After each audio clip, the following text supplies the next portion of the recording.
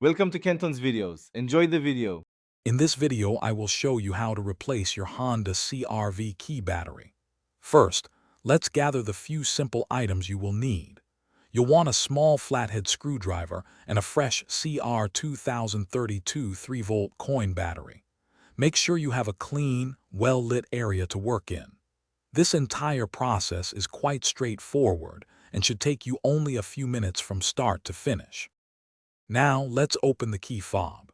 Begin by locating the small release button on the side and sliding out the emergency metal key. Next, look for a small slot or notch along the edge of the key fob casing. Carefully insert the tip of your emergency key or the small flathead screwdriver into this slot.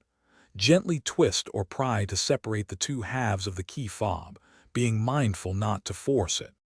With the key fob open, you will see the old battery. Before removing it, take a moment to note its orientation, specifically which side is facing up. Typically, the positive side, marked with a plus sign, faces upward.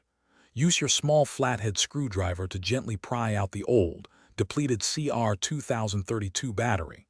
Now, insert your new CR2032 battery, ensuring the positive side is facing up, just like the old one.